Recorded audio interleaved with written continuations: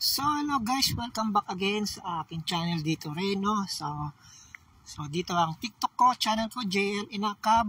Yan. So I want to share for you. So may gusto lang akong i-share about regarding sa mga per oras dito, no?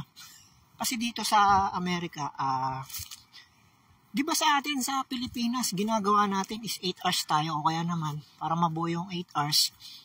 Kung rubing ka, 4 na oras sa kabila, 4 na oras din sa kabila. So, 2. Sa tactical, ganun din. Kailangan bumuo ka rin ng 8 hours. Dito kasi, wala nga naman problema. Maganda naman yung per hour. Yung binabayad dito. So, sometimes, pag tapos na yung ginagawa mo, kinakat na yung oras mo. So, today, meron akong 6 hours. So, okay na rin. At least may trabaho. So, kailangan natin sa talagang magkaroon tayo ng trabaho kaysa wala tayong ginagawa, no? So, as of now ngayon, 12 o'clock, mag-aalauna na. So, yung duty ko ngayon is 6 hours lang. Dapat 8 hours talaga. Nakitang mabilis ang gawa ng lahat. So, may mga tao. Hindi naman ganun karamihan yung deliver. So, direct selling din kami halos. So, yung meron kami stocks lang, puro beverage. So, yung mga tawag doon, beverage na may vendor So, kumbaga may sarili silang tactical no? So, ang tawag dito pala sa tactical, sa Pilipinas, tactical merchandiser, dito is vendor, no? Share ko lang, no, yung mga nangyayari.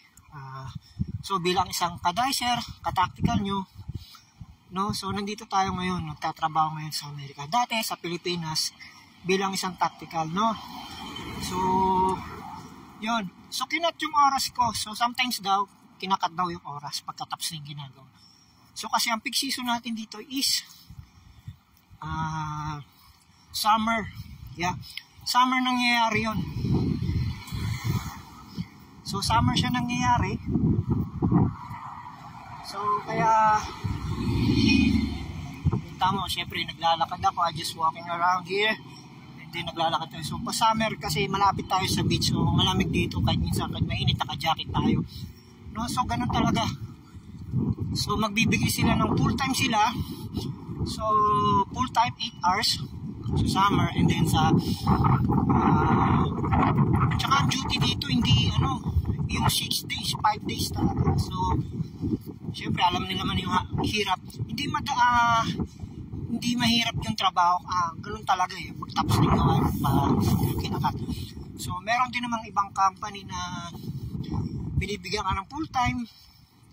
So, baliktad summer, peak season nila is summer. So, di katulad sa Pilipinas, peak season is Christmas. Diba? So, kanina dito, naglalakad lang ako. Wala pang chikot Pero okay lang. So, yun lang ang may babagi ko bilang isang ka-tactical, no?